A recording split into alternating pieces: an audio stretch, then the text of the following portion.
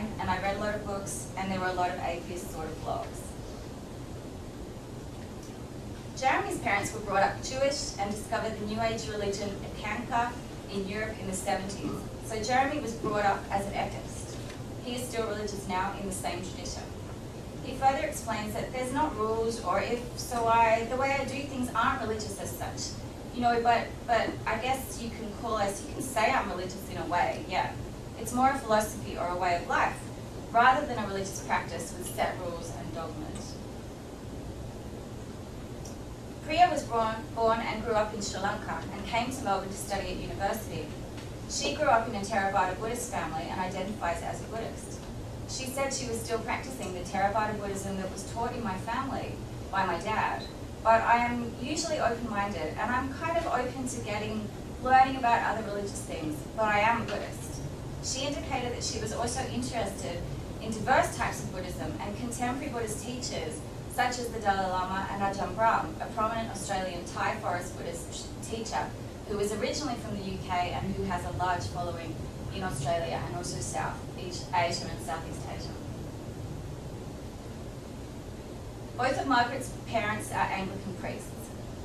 When asked if she had a religious background, she replied, yes, very, yeah. It infiltrates its way through most of my daily life, I would say, definitely, for sure. However, when she was asked if she would call herself religious now, she answered, yeah, it's an interesting question. I'm struggling with that a little bit at the moment. And I think I would call myself spiritual rather than religious. I think it's an age thing, but I'm not really sure whether Christianity as such and Anglicanism is really where I'm at entirely.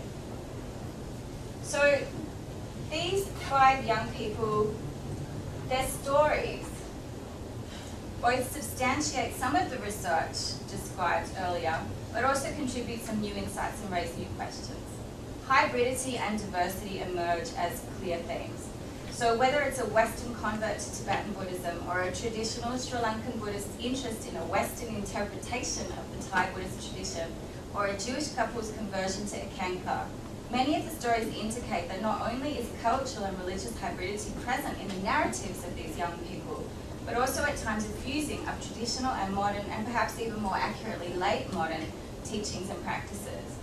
This hybridity and diversity are linked with physical and virtual mobility, as spiritual seekers and religious teachers and their teachings increasingly travel across the globe, both physically and virtually.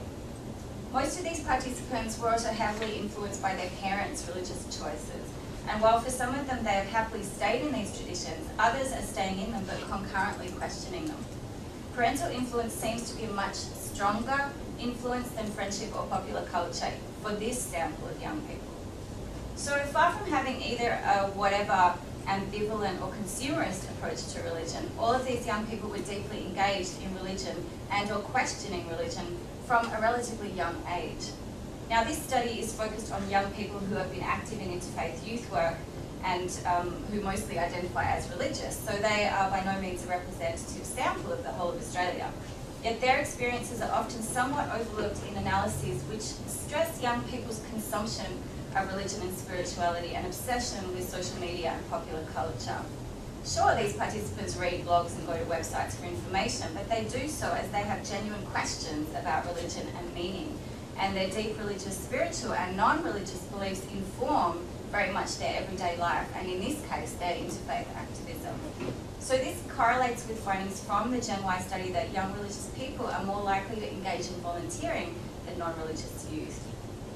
Interaction members also use the internet to publicise their events and to seek support for interfaith leadership and service programs.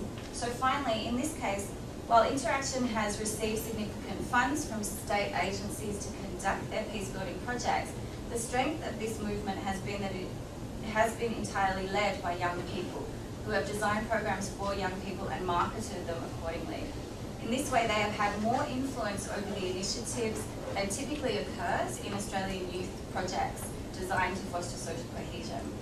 And while I've only had time to discuss one aspect of the findings of this project so far, the paper that I'll prepare or am preparing for the edited volume arising from this workshop will include additional data on these young people's participation in interfaith activism and its benefits and challenges.